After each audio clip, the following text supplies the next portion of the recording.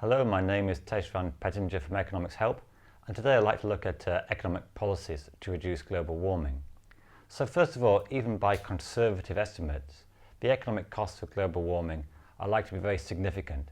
One study suggests 23 trillion in costs by 2050 from rising sea levels, rising temperatures, loss of farmland, and all kinds of problems associated with extreme weather.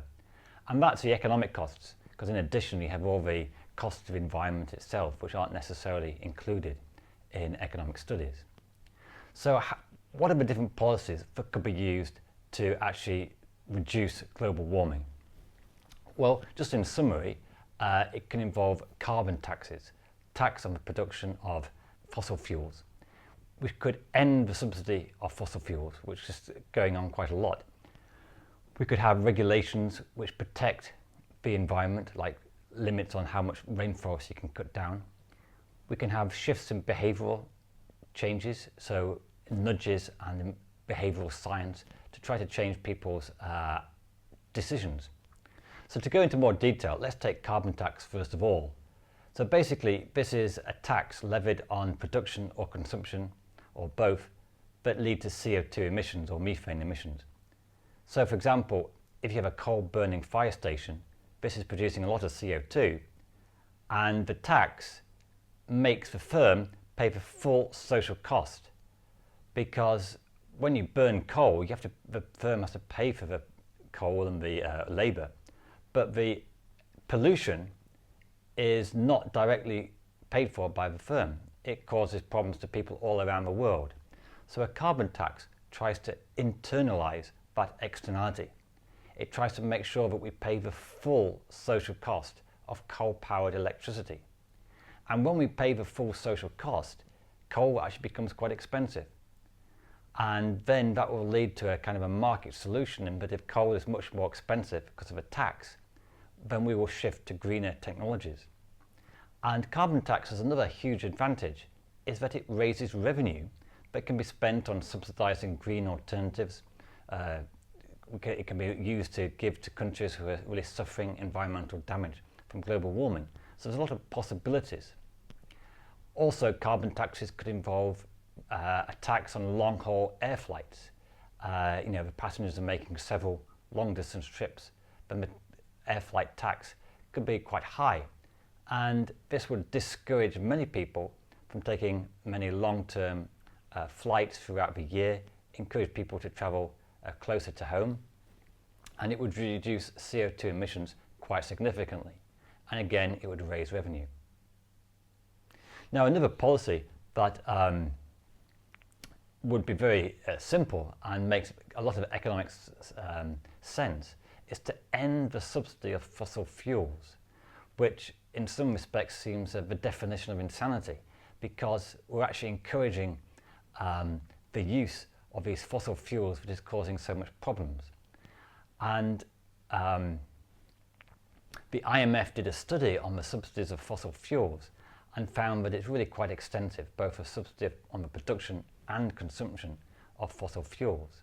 So this is making it cheaper, and it's causing a lot of extra emissions that are not desirable at all. Now, ending subsidies can be politically difficult.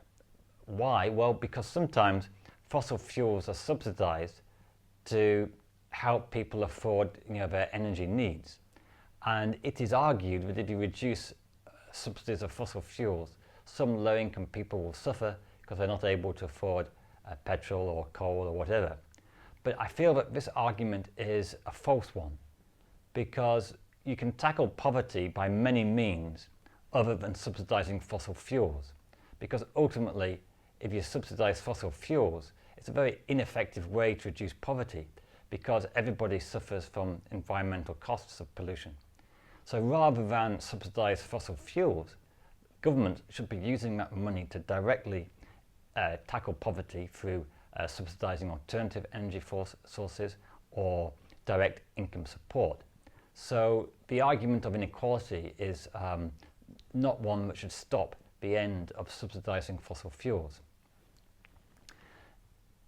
The third policy would be to subsidise all the green technologies, but enable much lower emissions. So, for example, the government could subsidise solar-powered electricity. It could encourage innovation in hydrogen electricity and all these new possible sources of energy that will have much lower CO2 emissions.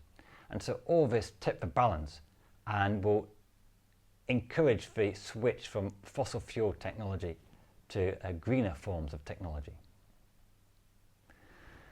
Now, another economic policy that is a little different would be to try to end the target of higher GDP, because economics traditionally has been associated with trying to maximize economic growth, maximize output. And a very simplistic view is that if you have a higher output, people are better off. But this is only one aspect of what is important in life.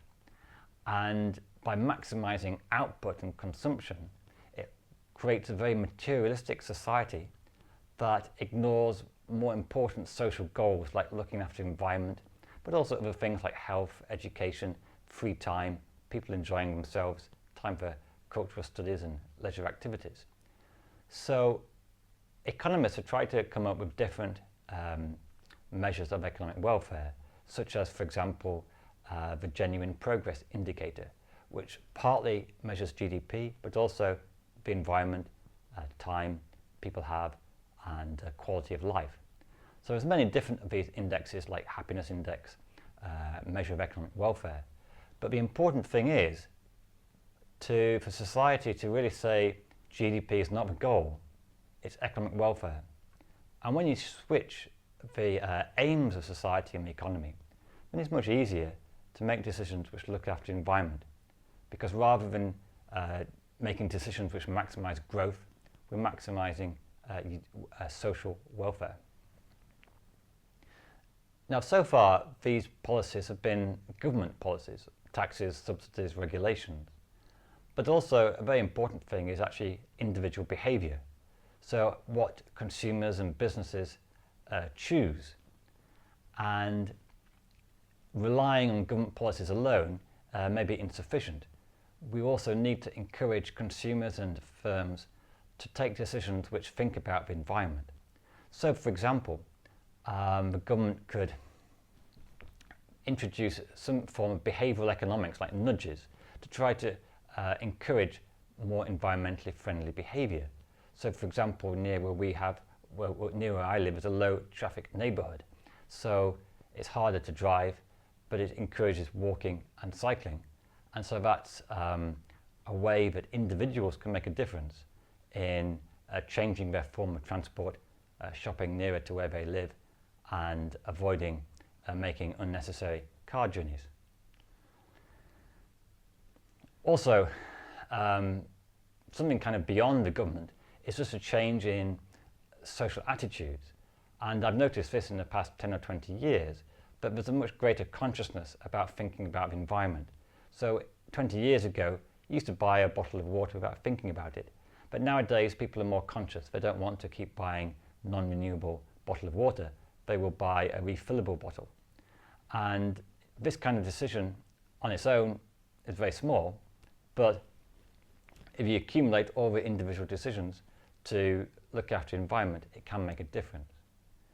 Now, I would say that you can't rely on individual choice alone, because there's always going to be a free rider problem, in that if you see most other people are making good decisions for the environment, there's a temptation to kind of free ride on their efforts. And some people may think, let's try to get the best of both worlds. I'll let other people look after the environment, but I'll maximize my consumption. And this is why I think you do need to have policies like taxes and subsidies, regulations, to make sure that everyone is in it together. And when you have these taxes and subsidies and you kind of make driving a diesel car more expensive, then that also helps to shift attitudes and encourages people to try to find alternative forms of transport. Just a couple of other policies worth mentioning could be pricing in future generations and environment into cost-benefit analysis. Cost-benefit analysis is when you weigh up the pros and cons of a project. And often we look at the economic benefits, economic costs. But if you change CBA, cost-benefit analysis, and say, well, in a decision, we have to think about costs and benefits of the future. So when we're building a new airport or extending Heathrow, for example, it's not enough just to look at the present costs and present benefits. It's also what effect will this have on people in 100 years' time? And when you start to include that future generations, then it changes the viability of many decisions. So, for example, when you include the possible very damaging effects of global warming, then a lot of projects which might make sense in the short term no longer make sense for the long term.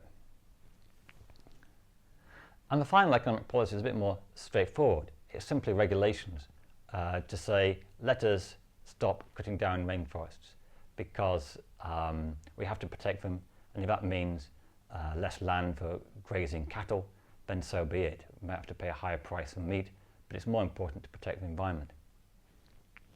The final policy I will mention is the necessity of global action, because if you have a carbon tax in a few countries, there's a possibility of outsourcing to countries who have lower carbon tax. Also, how to pay for all these costs of changing the economy. One thing is to prevent money going to tax havens like it does at the moment. So having some kind of global tax rate, global corporate tax rate, so that it's not the incentive for firms to shift their money around to avoid all the taxes. Because there is enough money in the world, there's enough resources to have both very good living standards and also look after the environment. And it's a great shame when we fail to do that. So economics can play a role. There's quite a few policies that can really increase economic welfare for everybody. And it will require some shift, some changes in the nature and structure of the economy, but in the long term, it will lead to much higher welfare for both people and the environment.